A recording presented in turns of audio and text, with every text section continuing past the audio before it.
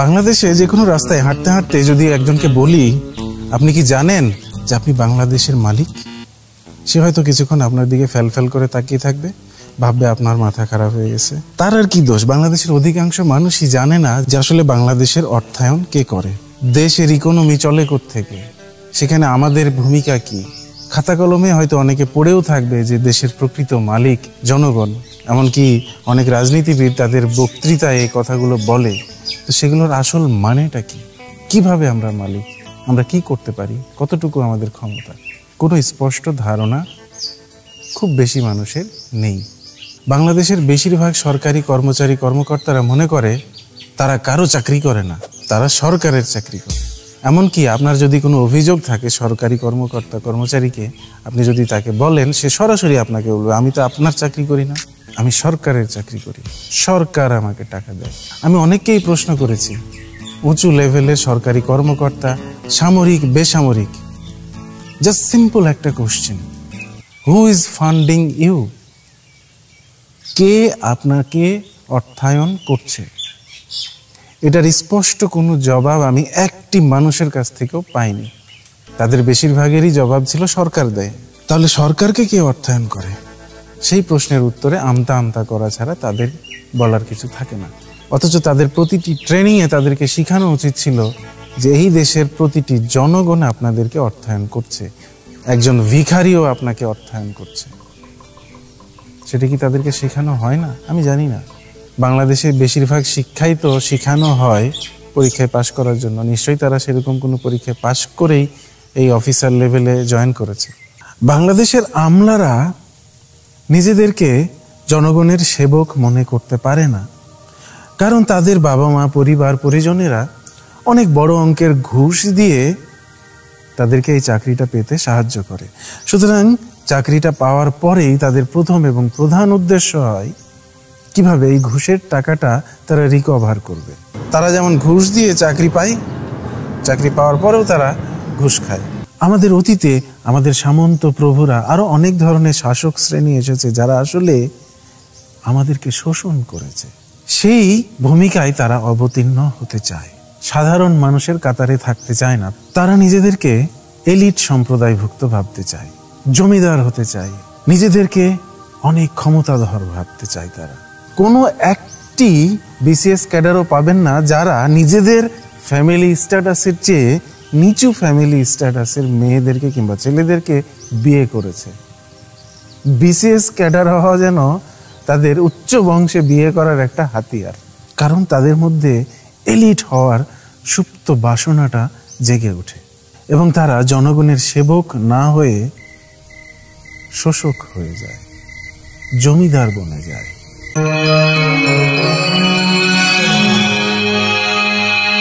সুতরাং দেখা যাচ্ছে যে সরকারি কর্মকর্তারাই বরং মনে করে তারাই দেশের মালিক, তারাই প্রভু। তাহলে কি দেশের অর্থায়ন তারাই করে?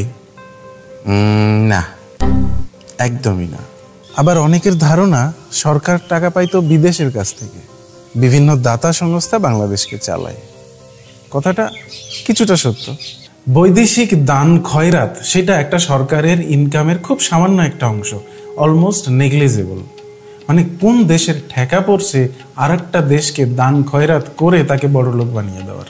তার চেয়ে বরং বিদেশিরা বাংলাদেশকে ঋণ দেয় এবং সেই ঋণের পরিমাণ বাংলাদেশের ইকোনমিতে সিগনিফিক্যান্ট একটি পরিমাণ। বিভিন্ন রকম শর্তে সরকার বৈদেশিক ঋণ নিয়ে থাকে। তাহলে এখন প্রশ্ন হচ্ছে যে ঋণের টাকা শোধ দেয় কে? সেই ঋণ শোধ করব আমি, আপনি এবং আপনার সন্তানেরা, হয়তো বা তার সন্তানের সন্তানেরা। এভাবে জেনারেশনের পর জেনারেশন হয়তো আপনাকে শোধ করতে হবে। সরকার কিভাবে জনগণের শ্রম শুষে নেয়, জনগণের পকেট থেকে অর্থ আদায় করে নেয়, সেটা বুঝতে গেলে আগে বুঝতে হবে সরকার কিভাবে তার খরচ অর্থায়ন করে। সরকার এই যে হাজার হাজার কোটি টাকা ব্যয় করে, সেগুলো কোত্থেকে আসে, কার পকেট থেকে আসে? কোন সরকার প্রধান তার নিজের পকেট থেকে কিংবা তার বাপদাদার সম্পত্তি বিক্রি করে সরকার চালায়? আছে কি এরকম? বরং উল্টোটা, তারা সুযোগ পেলেই সরকারি অর্থ আত্মসাৎ করে। কোথা থেকে পায় এত অর্থ একটা সরকার? ট্যাক্সের মাধ্যমে। অবভিয়াসলি ট্যাক্স একটা মাধ্যম, কিন্তু এটাই একমাত্র মাধ্যম নয়। চোরাগুপ্তা আরও অনেক সিস্টেম আছে আপনাকে শুষে খাওয়ার। সেগুলোর বিষয়ে ভিডিওতে আরও বিস্তারিত থাকবে। তবে এখন ট্যাক্সের ব্যাপারটাই আলাপ করি। এই ট্যাক্স শব্দটা না খুব দুর্বোধ্য একটা শব্দ, বেশিরভাগ সময় সাধারণ মানুষের মাথার উপর দিয়ে যায়। এই ট্যাক্স না বলে এটাকে চাঁদা বলবেন, চাঁদা, বৈধ চাঁদা। সরকার আপনার কাছ থেকে চাঁদা নিচ্ছে, প্রতিনিয়ত চাঁদা তুলে যাচ্ছে। সরকার জনগণের কাছ থেকে চাঁদা তুলেই দেশ চালাচ্ছে, কিংবা বলা ভালো কিছু মানুষের আঙ্গুল ফুলে কলা গাছ হওয়ার সুযোগ করে দিচ্ছে। আপনি তো নিশ্চিত যে আপনি সরকারকে কোনো ট্যাক্স দেন না, তার মানে আপনি আসলে বোঝাচ্ছেন যে আপনি ইনকাম ট্যাক্স দেন না। ইনকাম ট্যাক্স সহ যেসব ডিরেক্ট ট্যাক্স আছে সেগুলো আসলে সরকারের ইনকামের খুব ক্ষুদ্র একটা অংশ, কিন্তু এটাই দেখা যায়, মানে আপনি বুঝতে পারেন যে আপনার কাছ থেকে সরকার টাকাটা নিচ্ছে, যে কারণে এটা খুব ক্ষুদ্র, যাতে আপনার মনে না হয় যে সরকার খুব বেশি কিছু আপনার কাছ থেকে নিচ্ছে। ইনকাম ট্যাক্স সরকার মওকুফ করে দিয়েছে, একটা নির্দিষ্ট আয় না হওয়া পর্যন্ত ইনকাম ট্যাক্স দেওয়া লাগে না। মোটামুটি দরিদ্র তো বটেই, মোটামুটি সচ্ছল পরিবারদের লোকজনদেরকেও ইনকাম ট্যাক্স দেওয়া লাগে না। সুতরাং আপনার মনে ধারণা আসতেই পারে সরকার বাহাদুর তো দানশীল, দয়াশীল, আমাদের কাছ থেকে কোনো ট্যাক্স নেয় না, তারপরও আমাদেরকে কত কিছু দেয়, রাস্তাঘাট করে দেয়, এই করে দেয়, ওই করে দেয়। সরকারের দয়ার আড়ালে রয়েছে আপনাকে শুষে খাওয়ার বেশ কিছু মেকানিজম। ট্যাক্সের খালাতো ভাই হচ্ছে ভ্যাট। সরকারের এর চেয়ে বড় ইনকাম খাত হচ্ছে ইনডিরেক্ট ট্যাক্স, অর্থাৎ ভ্যালু অ্যাডেড ট্যাক্স, ভ্যাট। সেই ভ্যাট ভূতের মতো যে আপনার ঘাড়ে চেপে বসে আছে, সেটা আপনি কিচ্ছুটি টের পান না। আপনি একটা কলম সামান্য 5 টাকা দিয়ে কিনলেও সেখান থেকে একটা অংশ অটোমেটিক সরকারের কাছে চলে যাচ্ছে, আপনি হয়তো কিচ্ছু টের পাচ্ছেন না। এইভাবে আপনার প্রতিটি নিত্য প্রয়োজনীয় থেকে শুরু করে বিলাসবহুল যে কোনো জিনিসের উপর সরকার আনুপাতিক হারে নিজের মর্জি মতো, ইচ্ছে মতো ভ্যাট বসিয়ে রেখেছে, সেটা অটোমেটিক সরকারের কাছে চলে যাচ্ছে। আপনারা হয়তো অনলাইনে অনেক সময় বিজ্ঞাপন দেখে থাকবেন যে ভারতীয় মোটর সাইকেলের মূল্য খুব অল্প দামে ছেড়ে দেওয়া হয়, একেবারে অবিশ্বাস্য অল্প দামে। সেই মোটর সাইকেলগুলো হুবহু একই, সবগুলোই একই ফ্যাক্টরিতে তৈরি করা হয়েছে। পার্থক্য শুধু হচ্ছে যে একটা আসছে সরকারকে ভ্যাট ট্যাক্স দিয়ে নিয়মতান্ত্রিক উপায়ে বাংলাদেশে, আর একটা আসছে সরকারের ভ্যাট ট্যাক্স ফাঁকি দিয়ে। তার মানে এই যে বাড়তি টাকা, সেটা পুরোটাই যাচ্ছে সরকারের ঘরে, এবং এই বাড়তি টাকা সঞ্চয় করতে আপনাকে নিশ্চয় মাথার ঘাম পায়ে ফেলতে হয়েছে। তার মানে আপনার সেই পরিশ্রমটা শুষে নিচ্ছে কে? সরকার। আপনারা কেউ টেরই পাচ্ছেন না। একটা পণ্যের ওপর শুধু একবার ভ্যাট পড়ে না, যখন ইম্পোর্ট হয় তখন একবার, ডিলারদের কাছ থেকে একবার, পাইকারি থেকে খুচরা, হাতে আসতে আসতে অসংখ্যবার ভ্যাট ট্যাক্সের শিকার হয় একটা পণ্য। আপনি যে চাল খাচ্ছেন, ডাল খাচ্ছেন, ওই যে বললাম ভিক্ষুকের প্লেটে যে খাবার আছে, সেই খাবারের ওপরে যে কতবার ভ্যাট পড়েছে, একবার ইম্পোর্টের সময়, তারপরে হাত বদলের সময়, পাইকারি, খুচরা, আপনার হাতে আসতে আসতে কত টাকা এটার আসল মূল্য আর কত টাকা যেটার উপর ভ্যাট পড়েছে, আপনারা কিচ্ছুটি টের পান না। আপনি যদি কৃষকও হয়ে থাকেন, আপনার নিজের চাল আপনি উৎপাদন করছেন, আপনার খুশি হওয়ার কোনো কারণ নেই।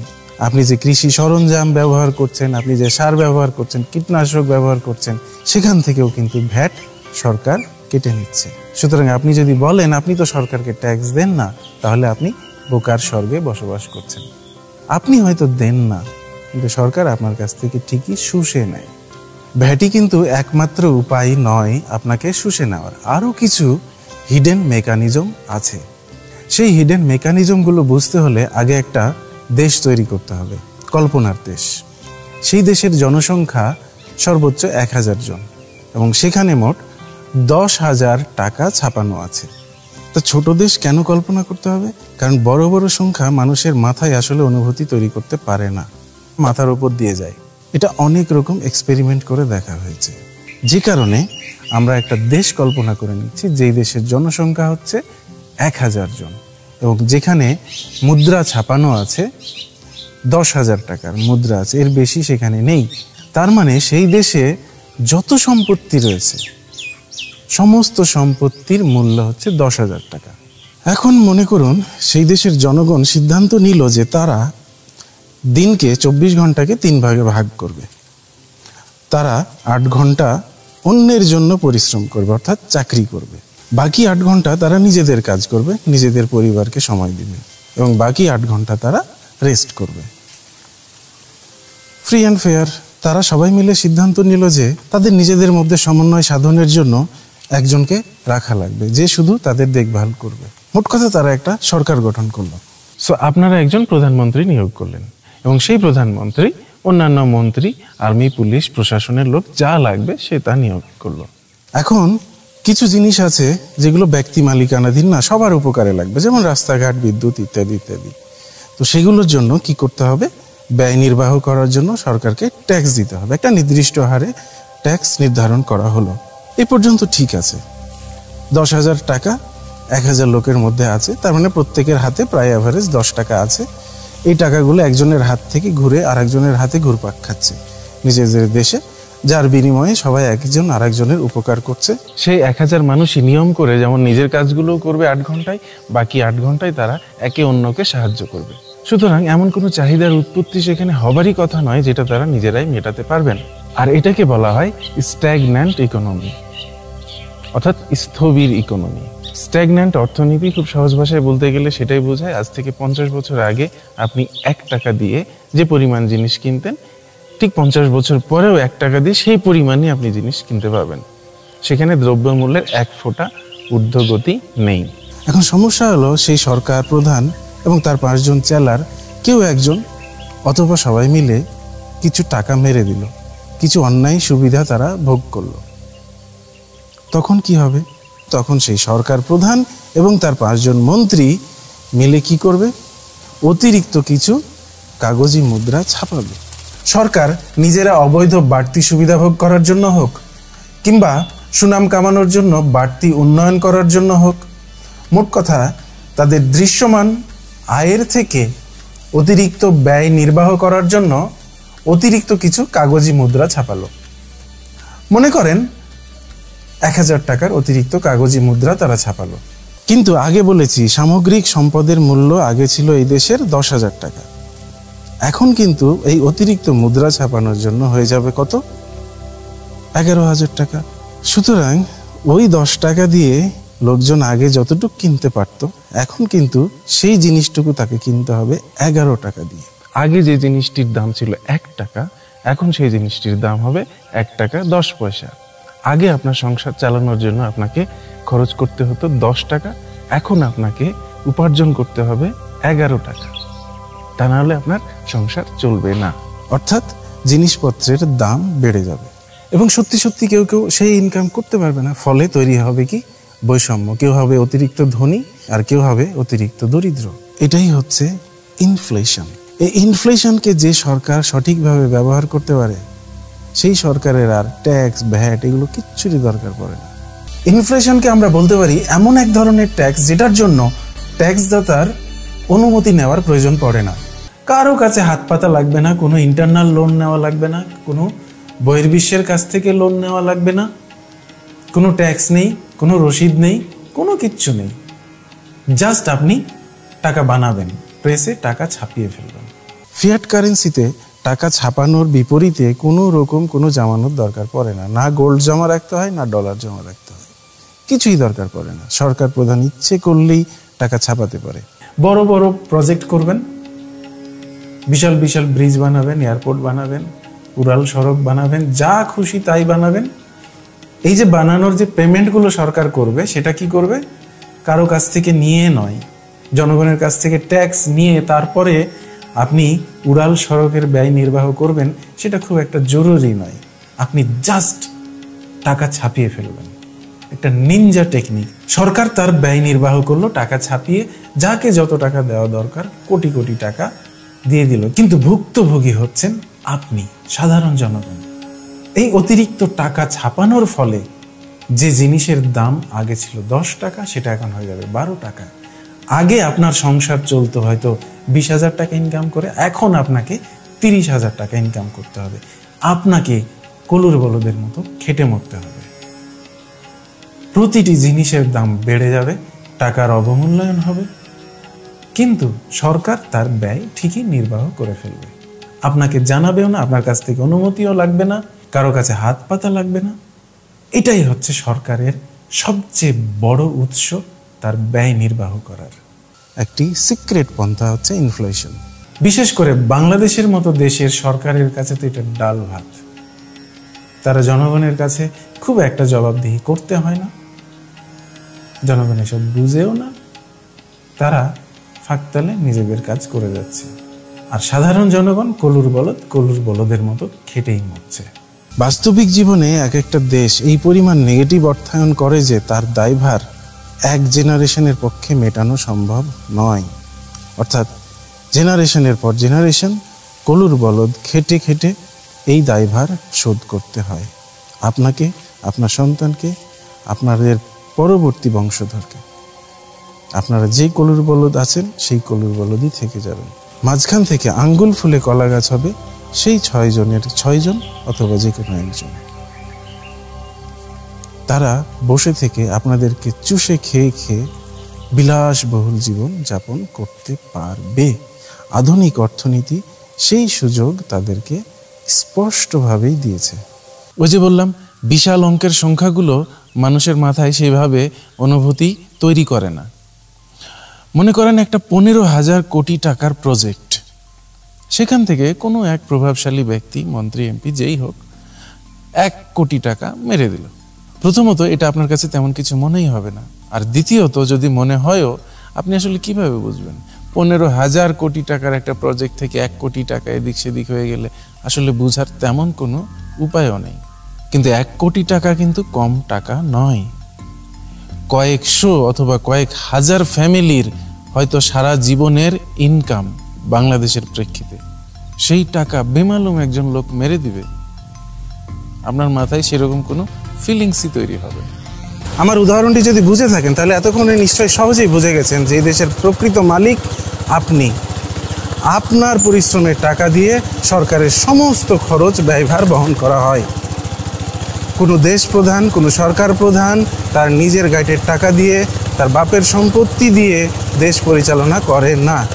সুতরাং প্রতিটি অধিকার আপনাকে পাই পাই করে বুঝে নিতে হবে। আর আপনার টাকা মানেই হচ্ছে আপনার পরিশ্রমের একটি রূপান্তরিত দৃশ্যমান বাহ্যিক রূপ মাত্র। সুতরাং যেখানে বিন্দু মাত্র দুর্নীতি দেখবেন, বুঝবেন যে সেখানেই আপনার পরিশ্রম শুষে খাওয়া হচ্ছে। দুর্নীতি যতদিন বন্ধ না করতে পারবেন ততদিন আপনি কলুর বলদই থাকবেন। আপনার সন্তান সন্ততি সকলের ভাগ্য আগে থেকেই লেখা হয়ে গেছে, তারাও আরেকটি কলুর বলদই হবে। এভাবে জেনারেশনের পর জেনারেশন কলুর বলদ খাটতে থাকবেন, আর আপনাদের এই কঠোর পরিশ্রমের সুফল ভোগ করবে কিছু দুর্নীতিবাজরা। সুতরাং যেখানেই দুর্নীতি দেখবেন সেখানেই ঝাঁপিয়ে পড়ুন। শুরু হোক যুদ্ধ, দুর্নীতির বিরুদ্ধে যুদ্ধ, দুর্নীতির বিরুদ্ধে জিরো টলারেন্স। সরকারি যে কোনো কর্মকাণ্ডে ঘুষ, দুর্নীতি, অপচয় হয়, এটা আপনারা জানেন, কিন্তু তারপরও কোনো প্রতিকার করতে পারেন না কেন? প্রতিটি সরকারি ব্যয় নির্বাহ করার জন্য যে ভিক্ষুক 1 প্লেট খাবার কিনে খাচ্ছে, সেই ভিক্ষুককেও আমদানি শুল্ক, ভ্যাট ইত্যাদি ইত্যাদি পেমেন্ট করে সেই খাবারটুকু কিনতে হচ্ছে। সেখান থেকেও, ভিক্ষুকের থালা থেকেও সরকার তার ডিরেক্ট ভ্যাট, তার ইনডিরেক্ট ভ্যাট, ইনফ্লেশন সব কিছুর মাধ্যমে শুষে নিচ্ছে অর্থ। ভিক্ষুকের থালা থেকেও সরকার তার ভাগ বুঝে নিচ্ছে, অথচ আপনি আপনার অধিকার বুঝে পাচ্ছেন না। কোনো সরকারি অফিসে গেলে আপনি সঠিক সার্ভিসটুকু পাবেন না। আপনাকে ঘুরাবে, আপনাকে পেঁচাবে, আপনার কাছ থেকে ঘুষ দাবি করবে, বিভিন্নভাবে হেনস্থা করবে, এবং সেগুলোতে আপনারা অভ্যস্ত হয়ে গেছেন। সরকারি কাজ এভাবেই হয়। আপনারা পারেন না কারণ সরকারি চাকরি পার্মানেন্ট। আপনাদেরকে তারা সঠিক সার্ভিস না দিলে আপনাদের কিচ্ছু করার নেই। একজন সরকারি চাকরিজীবী সে ঠিক ততটুকুই সার্ভিস দিবে যতটুকু সার্ভিস না দিলে তার পিঠ বাঁচানো যাবে না। এর বেশি সে কেন দিবে? আপনার মতো 2-4 জনকে সে যদি সঠিক সার্ভিস না দেয় তাতে তার কিচ্ছু যায় আসে না, তার চাকরি যাবে না, তার চাকরি পার্মানেন্ট। সে যদি সরকারি সম্পত্তিকে নিজের বাপের সম্পত্তি মনে করে, নিজেকে লাট সাহেব জমিদার মনে করে, ঘুষ খায়, দুর্নীতি করে, তার কিচ্ছু যায় আসবে না, তার চাকরি পার্মানেন্ট। কিন্তু এই চাকরিটা পার্মানেন্ট হবে কেন? কি কারণে? কেন দেশের জনগণ সেটা মেনে নেয়? ইংরেজিতে একটি কথা বলা হয়, কাস্টমার ইজ অলওয়েজ রাইট। এই ক্ষেত্রে কাস্টমার হচ্ছে সাধারণ জনগণ। সুতরাং জনগণ যদি সন্তুষ্ট না হয়, এইসব কর্মকর্তা কর্মচারীদের চাকরি থাকার কথা না। দেশে অসংখ্য মানুষ বেকারত্বে ভুগে, সেখানে কেউ কেউ সরকারি চাকরি পেয়ে লাট সাহেব বনে যায় কিভাবে? সরকারি চাকরিজীবীদের, যাদেরকে সার্ভিস দেওয়ার কথা, তাদেরকে যদি সঠিক সার্ভিস না দেয়, তারা যদি সন্তুষ্ট না হয় এবং যদি অভিযোগ দায়ের করে এবং সেই অভিযোগের বিপরীতে সত্যতা পাওয়া যায়, একেবারে অমূলক যদি না হয়, খুব অল্প সময়ের মধ্যে তদন্ত করে মিনিমাম প্রমাণ সাপেক্ষে তাদেরকে বিদায় করে দিতে হবে। সে যত বড় অফিসারই হোক না কেন, সেই সরকারি চাকরিজীবীর চাকরি চলে যাবে। কিসের পার্মানেন্সি, কিসের লাট সাহেবি? কে দিয়েছে তাদেরকে লাট সাহেবি, জমিদারি? এগুলো তাদের ঐশ্বরিক সূত্রে পাওয়া জমিদারি নয়। দেশে বেকারত্ব আছে, অসংখ্য মানুষ বেকার বসে আছে, তাদেরকে সুযোগ দেওয়া হবে। আবার একজনের চাকরি চলে গেলেই তাকে সারা জীবনের জন্য বাদ না, সে যদি শুধরে যায় তাকে পুনরায় চাকরিতে নিয়োগ দেওয়া যেতে পারে, হয়তো সর্বোচ্চ 3 বার তাকে সুযোগ দেওয়া যেতে পারে। সরকারি চাকরি হারিয়ে মানুষ বেসরকারি প্রতিষ্ঠানে চাকরি করবে, সমস্যা কি? আবার বেসরকারি প্রতিষ্ঠানে 10 বছর, 15 বছর, 20 বছর মানুষ কাজ করে তারপরে সরকারি চাকরিতে যোগদান করবে। সরকারের কি অভিজ্ঞ এক্সপার্ট লোকের দরকার নেই? শুধু বেসরকারি প্রতিষ্ঠানেরই অভিজ্ঞ লোক দরকার পড়ে? চাকরিতে যোগদানের বয়সসীমা এটা কি জিনিস? কার মাথা থেকে এই ধরনের দুষ্টু বুদ্ধি বের হয়ে আসে? মানুষের সামর্থ্য অনুযায়ী, সর্বোচ্চ সামর্থ্য অনুযায়ী দেশের উন্নয়নে ভূমিকা রাখতে বাধাগ্রস্ত হয়, এরকম বুদ্ধি কোনো বুদ্ধিমান মানুষের মাথা থেকে তো বের হওয়ার কথা না। হ্যাঁ, বলতে পারেন যে একজন সরকারি চাকরিজীবীকে যেসব ট্রেনিং দেওয়া হয় সেখানে তো খরচ আছে, তো বারবার নতুন লোক নিয়োগ করলে এই ট্রেনিংয়ের টাকাটা অপচয় হবে।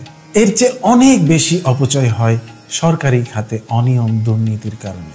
জনগণ যদি সঠিক সার্ভিস পায়, একেবারে খুব সুন্দর সার্ভিস পায়, সোজা কথায় বলতে গেলে বেসরকারি প্রতিষ্ঠানে গেলে যেরকম সার্ভিস পায় সেই রকম সার্ভিস যদি সরকারি প্রতিষ্ঠান থেকে পায়, তাহলে জনগণ হাসি মুখে এই সামান্য অপচয়টুকু মেনে নিবে। পশ্চিমা দেশগুলোতে আমার কিছু অভিজ্ঞতা আপনাদের সাথে শেয়ার করতে পারি। আমি যখন কর্মক্ষেত্রে যেতাম কিংবা কর্মক্ষেত্র থেকে আসতাম, তখন বাস স্টপে যখন বসে থাকতাম, তখন কিছু টহলরত পুলিশ, সাধারণত একটি ছেলে একটি মেয়ে জোড়ায় জোড়ায় টহল দেয়।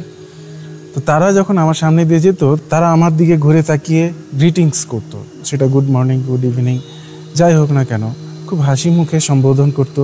একবার কিছু আর্মি সদস্য যাচ্ছিল এবং তারাও দেখলাম ঠিক একই রকম কাজ করলো। এটা তারা কেন করে? আমি সামান্য একজন ইমিগ্রান্ট, সেখানে আমি খুব স্বাভাবিকভাবেই ইতস্তত বোধ করি, কারণ বাংলাদেশে আমি এসব কিছু দেখে অভ্যস্ত নই। বাট দে ডোন্ট কেয়ার, কারণ তারা সেটাই শিখেছে যে এই সাধারণ জনগণই হচ্ছে তাদের মালিক। এটা তাদের শিক্ষায় আছে, যে কারণে তারা সেটা অভ্যাসবশতই করে ফেলে।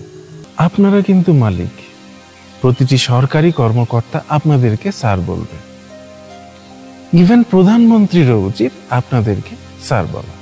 প্রধানমন্ত্রীও আপনাদের দ্বারা নিয়োগপ্রাপ্ত একজন কর্মচারী, নয় কি? আরও একটা অভিজ্ঞতা শেয়ার করি। আমার এক কলিগ বাড়ি থেকে বের হয়ে কর্মক্ষেত্রে যাওয়ার পথে বরফে পা পিছলে পড়ে নাক ফাটিয়ে দিয়েছিল এবং তারপর সে তার এলাকার কমিশনারের বিরুদ্ধে মামলা করে দিয়েছিল এবং সে মামলায় সে জিতেছিল। তার চিকিৎসার পুরো দায় দায়িত্ব সেই কমিশনার গ্রহণ করতে বাধ্য হয়েছিল। কেন? কেউ বাড়ি থেকে বের হয়ে বরফে পা পিছলে পড়ে নাক ফাটিয়ে দিবে, তাতে কমিশনারের কি দায়? কারণ বাড়ির সামনের এই বরফগুলো সরানোর দায়িত্ব ছিল সেই কমিশনারের। জনগণ এই কমিশনারকে নিয়োগ দান করেছিল এইসব কাজের জন্য। সে যদি তার সেই কাজগুলো ঠিক মতো না করে, তার দায়িত্ব তাকে নিতে হবে। আমি আমার এলাকার কমিশনারকে আমি নিজের চোখে দেখেছি, প্রতিদিন সকালবেলায় এসে সে ফুটপাথ দিয়ে হেঁটে হেঁটে যেত এবং প্রতিটি টাইলস নিজের পা দিয়ে গুঁতা দিয়ে দেখতো কোনোটা লুজ আছে কিনা। কারণ রাস্তায় হাঁটার সময় কোনো পথচারী যদি সেই সব লুজ টাইলসে পা রাখার কারণে পড়ে যায়, তাহলে তো তার ক্ষতিপূরণ তাকে দিতে হবে। সুতরাং সে প্রতিদিন সকালে নিয়ম করে তার এলাকার মধ্যে যত রাস্তা ছিল সেই সমস্ত রাস্তাগুলো চেক করতো নিজে, কোথাও কোনো ফল্ট আছে কিনা। আর আপনাদের এলাকার কমিশনার, তারা তো ভোট পেয়ে কোনো রকমের কমিশনার হলে বাদশাহ বনে যায়, জমিদার বনে যায়। তারা সকালবেলা উঠে এলাকায় ঘুরে ঘুরে দেখবে কোনো রাস্তায় কোনো ফল্ট আছে কি না? এত বড় কামলা তো তারা হয় নাই, তারা তো বিশাল বড় জমিদার, তারা হচ্ছে কমিশনার। আপনারা সেই সুযোগটা তাকে দেন। আপনাদের দেশে আরো কত বড় বড় দুর্ঘটনা ঘটে, কত মানুষ মারা যায় সরকারি অবহেলার কারণে। আপনারা তো জানেনই না কাকে দোষ দিবেন আর কার নামে মামলা করবেন আর কোথায় তার প্রতিকার পাবেন। আপনারা তো এটাই মনে করেন যে দেশটা তো আল্লাহই চালাচ্ছে, কার বিরুদ্ধে কি অভিযোগ করবেন? কেউ মারা গেলে আল্লাহর মাল আল্লাহ নিয়ে গেছে, শেষ, খেল খতম। আপনারা এখনো গণতন্ত্রের জন্য প্রস্তুত নয়। আপনাদের মাথায় এখনো সেই ঔপনিবেশিক আমলের ভূত চেপে রয়েছে। শাসকদেরকে আপনারা প্রভু মনে করেন। আপনারা নিজেরাই দৈত্য বানিয়েছেন এবং বানিয়ে তার কাছে আত্মসমর্পণ করেছেন। আপনারাই তাদেরকে নিয়োগ দান করছেন, তাদের জীবিকার জন্য তাদেরকে পয়সা দিচ্ছেন, তাদেরকে আবার কন্ট্রোল করার জন্য জনপ্রতিনিধি নিয়োগ দিচ্ছেন। কিছুতেই কিচ্ছু হবে না। কোটি কোটি মানুষের কাছ থেকে বিলিয়ন বিলিয়ন টাকা একখানে জমা করে আপনারা সামান্য কিছু মানুষের হাতে তুলে দিচ্ছেন। আবার আপনারা এটাও আশা করবেন যে তারা তাদের নিজেদের স্বার্থের কথা চিন্তা না করে, নিজেদের সুবিধা অসুবিধা আগে চিন্তা না করে, আপনাদের সুবিধা অসুবিধা আগে মাথায় নিয়ে আপনাদের কল্যাণে সেই সব অর্থ সুচারুরূপে সঠিকভাবে ন্যায়সঙ্গতভাবে ব্যয় করবে। এটা আপনারা আশা করেন? কিভাবে আশা করেন? সম্পূর্ণ ভুল থিওরিতে আমাদের পৃথিবী চলছে। এটা অ্যাবসার্ড, এটা হতে পারে না। এটা মানব চরিত্রের সম্পূর্ণ বিপরীত। রাষ্ট্রবিজ্ঞানীরা, সমাজবিজ্ঞানীরা, পৃথিবীর সমস্ত বড় বড় মেধাবীরা, সমস্ত একাডেমিক লোকজন আপনাদের সামনে একটা ভুল থিওরি উপস্থাপন করেছে। সম্পূর্ণ ভুল থিওরিতে এই গোটা পৃথিবী চলছে। এই সিস্টেম মানব চরিত্রের সম্পূর্ণ বিপরীত। এটা সম্ভব না, এইভাবে চলতে পারে না। পৃথিবীর সমস্ত মেধাবী মানুষদেরকে, এইসব একাডেমিক মানুষদেরকে নতুনভাবে গবেষণা করতে হবে, নতুন থিওরি দিতে হবে, গোটা পৃথিবীকে ঢেলে সাজাতে হবে। আমি চাই আমার নগর রাষ্ট্রের ধারণা নিয়েও প্র্যাকটিক্যাল এক্সপেরিমেন্ট করে দেখা হোক। এই ধরনের বৃহৎ আকার যারা এক্সপেরিমেন্ট করতে সামর্থ্যবান তাদের কাছে আমার এই অনুরোধ রইল। পাবলিক প্রতিটি প্রতিষ্ঠান, সেটা সরকারি হোক, বেসরকারি হোক, প্রাইভেট কোম্পানি হোক, কর্পোরেশন হোক, যে কোনো ফরম্যাটে যেখানে জনগণের টাকা এসে জমা হয়, তারা আপনাদের কাছে জনগণের সামনে মিথ্যাচার করতে বাধ্য। প্রতিনিয়ত মিথ্যাচার করে। তারা সত্যকে বিভিন্ন রকম রঙিন ক্যাপসুলের মধ্যে ভরে, মিষ্টি ক্যাপসুলের মধ্যে ভরে তারপরে আপনাদের সামনে উপস্থাপন করে। এটা না করলে তারা টিকবে না, কারণ এই পুরো সিস্টেমটাই রং। শুধু শুধু তাদেরকে দোষ দিলে হবে না, তারা তাদেরকে টিকিয়ে রাখতে সিন্ডিকেট করতে বাধ্য, এবং তারা সিন্ডিকেট করলে আপনারা অত্যাচারিত হইতে বাধ্য। কারো কিছু করার নাই, কারণ সিস্টেমটাই রং।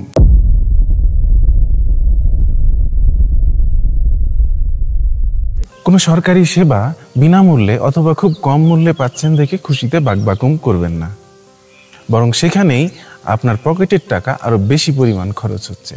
কারণ প্রতিটি সরকারি সেবায় অপচয়ের পরিমাণ এবং দুর্নীতির পরিমাণ অনেক বেশি থাকে।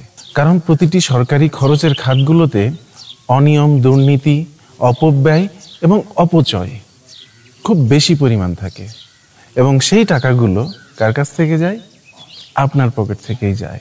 এই সব অপচয়, অপব্যয়গুলোর ব্যয় নির্বাহ আপনারাই করেন আপনাদের পকেটের টাকা দিয়ে, ট্যাক্স এবং ভ্যাটের মাধ্যমে।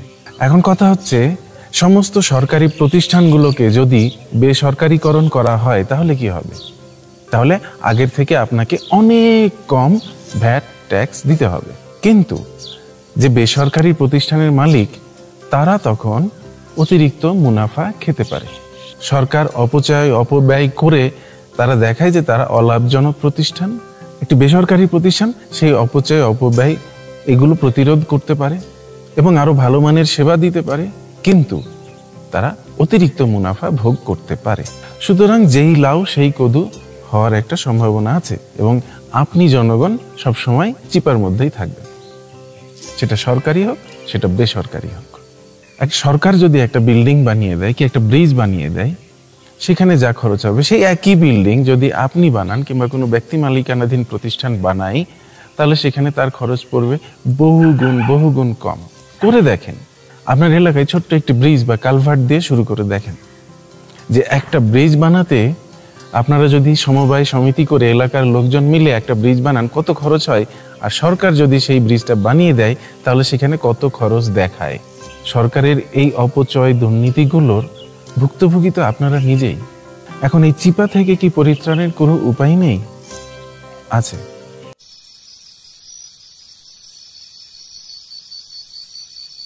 এখন বেসরকারিকরণ করে দিলে কি হবে?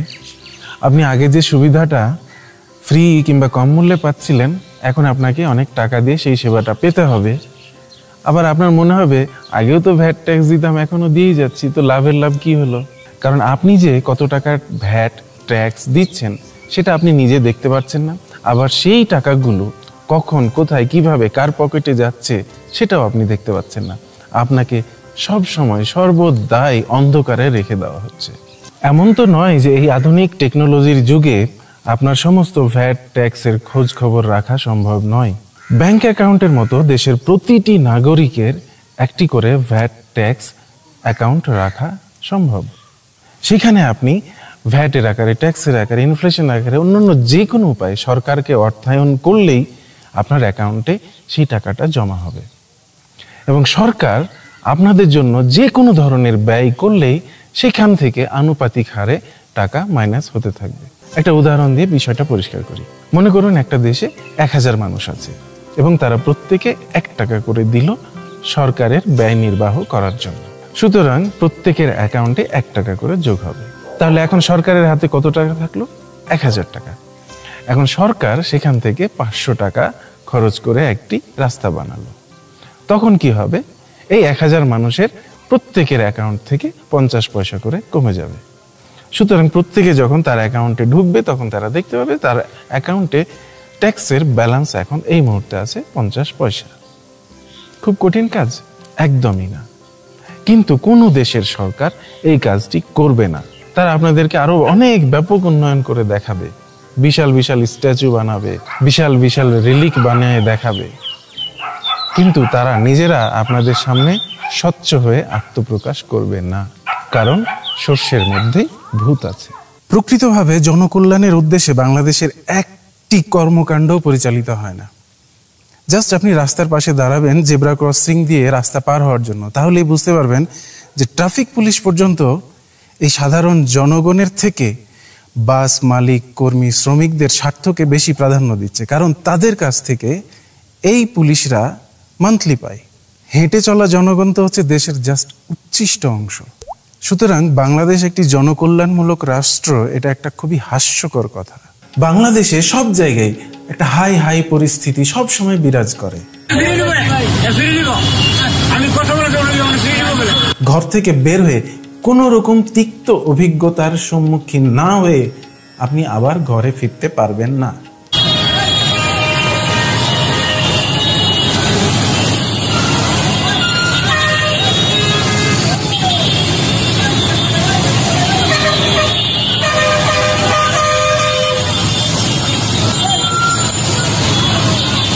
আপনার সবসময় ইচ্ছা হবে কাউরে না কাউরে ধরে পিটাইতে। এক ধরনের মাস্তানি মাইন্ডেড হয়ে যেতে বাধ্য এখানকার প্রতিটি জনগণ।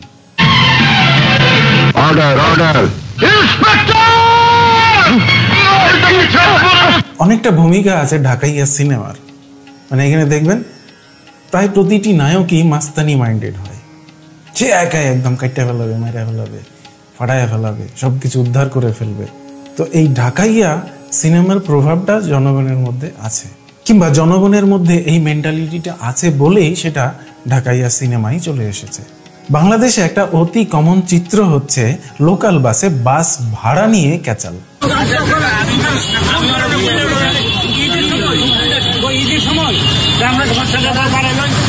জনগণ মনে করে তাদের কাছ থেকে অতিরিক্ত ভাড়া আদায় করা হচ্ছে। তারা হয়তো জানেই না যে তাদের এই ভাড়াতে ভাগ বসাচ্ছে নেতা কর্মীরা, পুলিশ, আমলারা।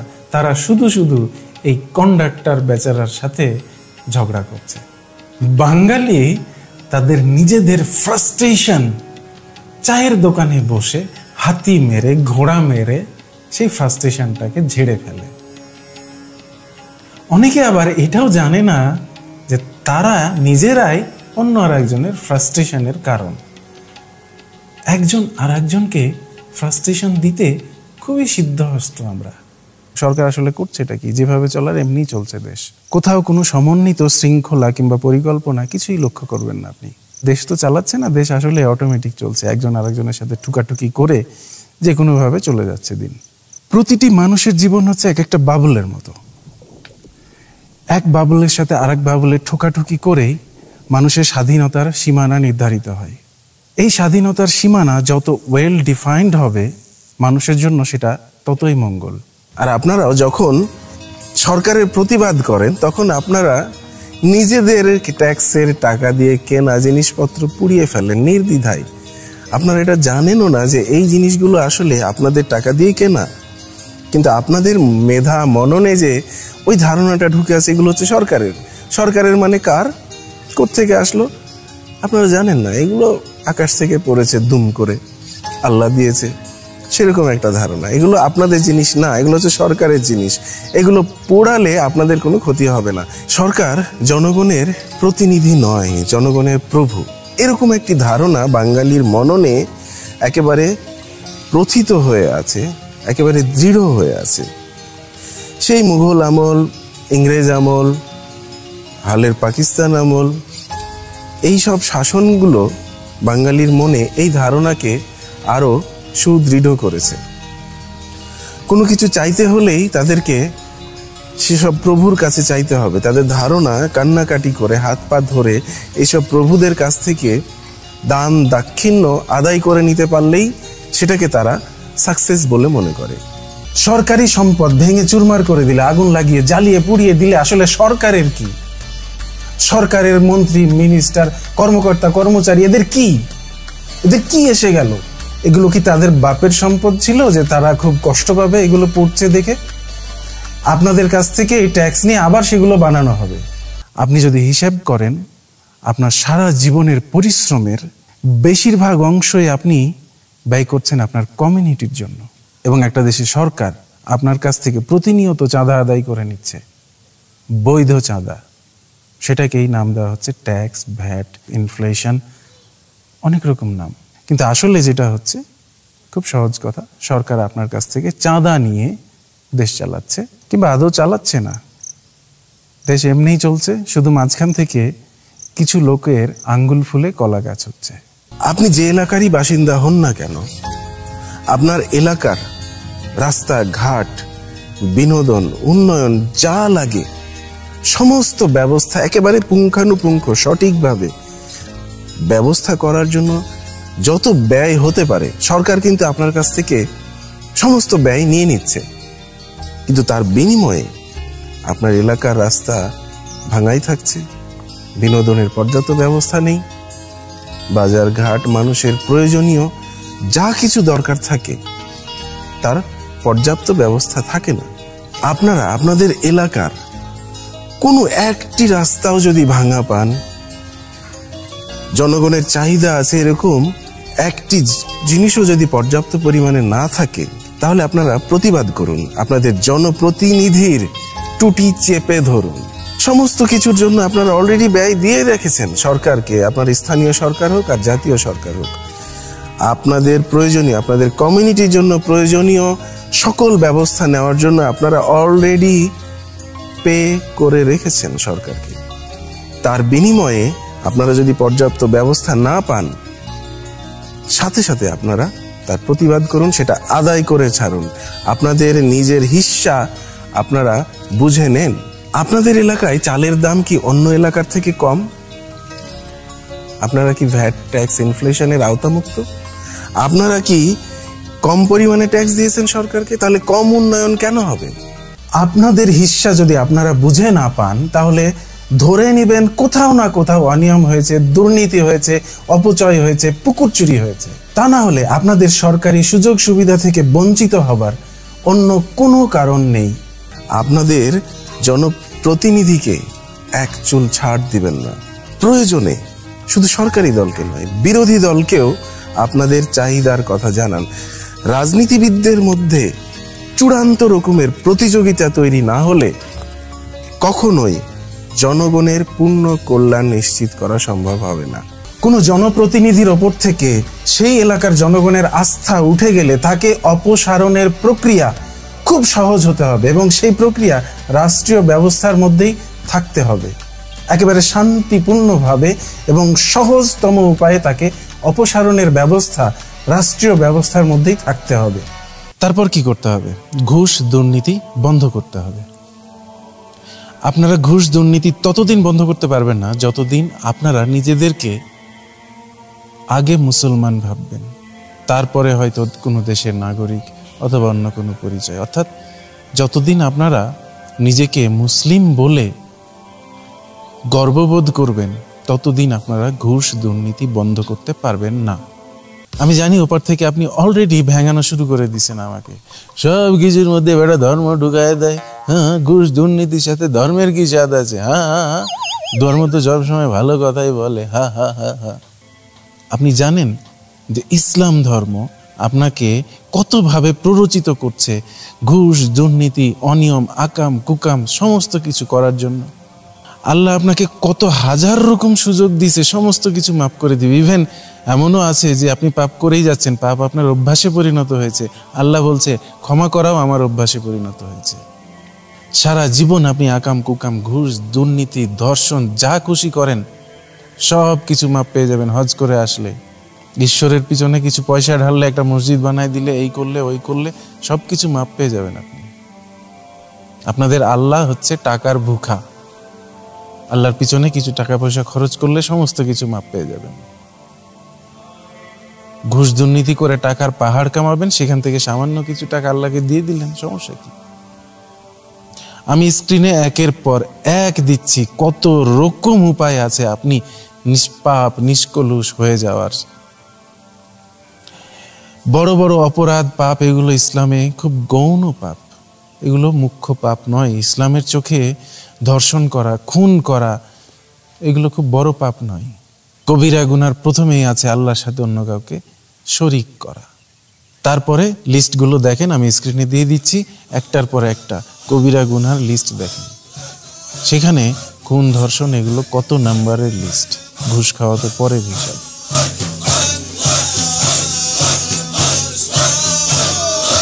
এবং আল্লাহ সমস্ত গুনাহ মাফ করে দিবে, কিন্তু সামান্য কিছু গুনাহ কখনোই মাফ করবে না। সেই সব গুনার লিস্টে এইসব নাই। তার মানে আপনি জানেন যে আপনি যাই করেন না কেন, যত আকাম কুকাম করেন না কেন, সমস্ত কিছু আল্লাহ মাফ করে দিবে। এই জন্যই দেখবেন যত বড় দুর্নীতিবাজ এরা শেষ বয়সে এসে তত বড় ধার্মিক সাজার চেষ্টা করে। তা আপনি যদি সারা জীবন ঘুষ দুর্নীতি করে এত সহজে মাপ পেয়ে যান, মানে কেন করবেন না?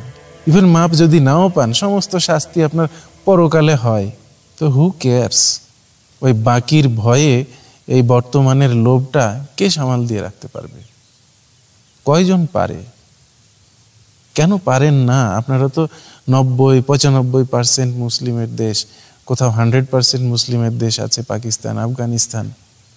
কই দুর্নীতি অনাচার অবিচার ঠেকিয়ে রাখতে পারেননি তো।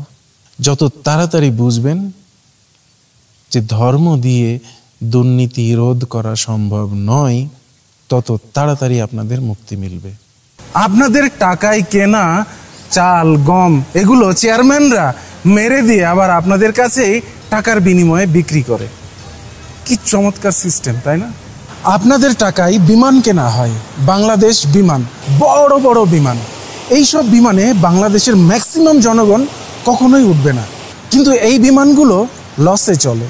বাংলাদেশেরই অন্যান্য বেসরকারি বিমান লসে চলে না, পৃথিবীর অন্য কোনো বিমান লসে চলে না, শুধুমাত্র বাংলাদেশ বিমান লসে চলে। অথচ বাংলাদেশ বিমানের ভাড়া অন্য বিমানের থেকে কম নয়, ক্ষেত্র বিশেষে বরং বেশি। তারপরও লস হয় কিভাবে? তাতেও কিছু আপনার যেত আসতো না। যদি এই লসগুলো বিমানের কর্মকর্তারা বহন করত, যদি এই লসগুলো মন্ত্রীরা বহন করত, যদি এই লসগুলো সরকারি কর্মকর্তা কর্মচারীরা বহন করত, প্রধানমন্ত্রী যদি নিজের পকেট থেকে পুষিয়ে দিত, আপনার কিচ্ছু যেত আসতো না। কিন্তু এই বিমানগুলো কেনা হয় আপনাদের পকেটের টাকা থেকে। এই বিমানের সমস্ত লস বহন করেন আলটিমেটলি দেশের সাধারণ জনগণ। এই বিমানগুলো লস করে কারণ এগুলো আপনাদের টাকায় কেনা, এগুলো এইসব মন্ত্রীদের নিজেদের পকেট থেকে কেনা বিমান না। যদি এগুলো তাদের নিজেদের পকেট থেকে কেনা বিমান হতো, এগুলো কখনোই লস করতো না, সেখানে বিন্দুমাত্র অব্যবস্থাপনা থাকতো না, সেখানে সবচেয়ে ভালো মানের সার্ভিস দেওয়া হতো কাস্টমারদেরকে। সেগুলো আপনাদের পকেটের টাকা দিয়ে কেনা বলেই এগুলোকে এই সরকারি কর্মকর্তারা, রাজনীতিবিদরা, মন্ত্রীরা, প্রধানমন্ত্রী উরুৎফুরুত করে। আপনাদের পকেটের টাকা নিয়ে তারা খেলতে ভালোবাসে, কারণ জনগণ হচ্ছে তাদের কাছে খেলনা। দেশের সবচেয়ে হাস্যকর উপাদান হচ্ছে এইসব সাধারণ জনগণ। তাদেরকে নিয়ে খেলতে না পারলে, তাদের টাকা নিজেদের পকেটে পুরতে না পারলে দেশের একটি মানুষও বিলিয়নিয়ার হতো না। এই সাধারণ জনগণের চামড়া দিয়ে বানানো ডুগডুগি বাজাতে আর তার তালে তালে নৃত্য করতে এইসব মন্ত্রীরা, এইসব প্রধানমন্ত্রীরা ভীষণ মজা পায়। বাংলাদেশ বিমান তো জাস্ট একটা উদাহরণ। সরকারের সমস্ত সেক্টর চলছে ঠিক একইভাবে। একই রাস্তা বারবার খোঁড়া হয় নেতাকর্মীদের পকেট ভারী করার জন্য। প্রপার প্ল্যানিং করে টেকসই উন্নয়ন করার প্রতি সরকারের আগ্রহ সবসময় খুবই কম থাকে। দুর্নীতি, অবিচার এগুলোর ফসল আপনাদের উপরেই এসে পড়ে। খুব পার্থিব কারণে, খুব যৌক্তিক কারণে, খুব বাস্তব কারণে আপনি দুর্নীতি করবেন না। কারণ যেসব দেশে যত দুর্নীতি কম, সেই সব দেশের মানুষরা তত শান্তিতে আছে, তত ভালো আছে, তাদের জীবনযাত্রার মান তত বেশি। এটাই হচ্ছে আপনার পার্থিব পুরস্কার। আপনি এই কারণেই দুর্নীতি করবেন না, যাতে আপনার সন্তানরা, আপনার পরবর্তী বংশধররা ভালো থাকে। আপনি নিজে তো থাকবেনই। সুতরাং দুর্নীতি না করার জন্য আপনাকে ধর্মীয় অনুপ্রেরণা থাকতেই হবে এমন কোনো কথা নেই, বরং ওটা আপনাকে আরো বেশি, বরং এই ধর্মীয় অনুশাসন আপনাকে আরো বেশি উৎসাহিত করে দুর্নীতি করার জন্য।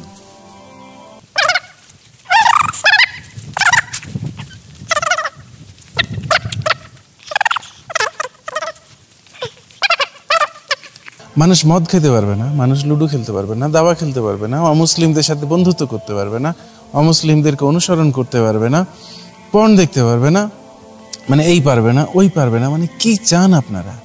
আপনারা চান যে মানুষ সবসময় স্ট্রেস মাথায় নিয়ে, মানে সারাক্ষণ পেরেশানিতে থাকুক, মানে প্রাত্যহিক জীবনযাপন করতে করতেই যেন হিমশিম খেয়ে যায়, যাতে তাদের মাথায় বড় প্রশ্নগুলো কোনোভাবেই না ঢুকে।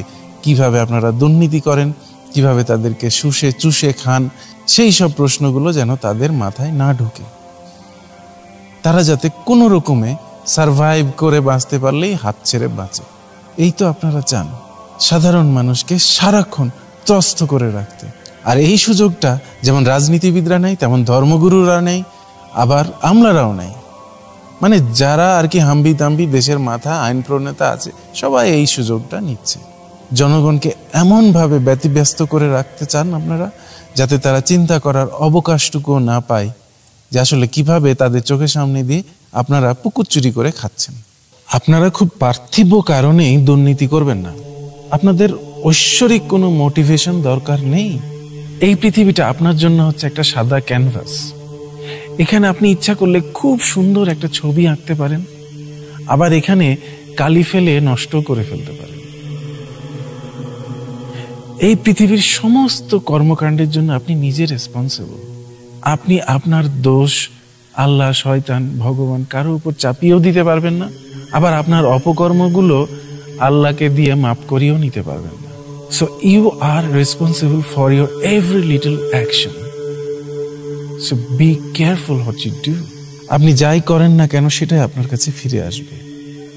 এখানে কোনো ঐশ্বরিক ইন্টারভেনশন নাই, অন্তত আপনি দেখতে পাবেন না। দৃশ্যমান কোনো জগতে কোনো ঈশ্বর কোনো কিছু একটা এখানকার খড়কুটো ওখানেও নিয়ে যাচ্ছে না, এটুক তো আপনি নিশ্চিত। ঈশ্বরহীনতা কিংবা ঈশ্বরের অবিশ্বাস আপনাকে একেবারে ছন্ন ছাড়া, উশৃঙ্খল করে ফেলবে না, বরং আপনাকে আরো বেশি দায়িত্বশীল করে তুলবে।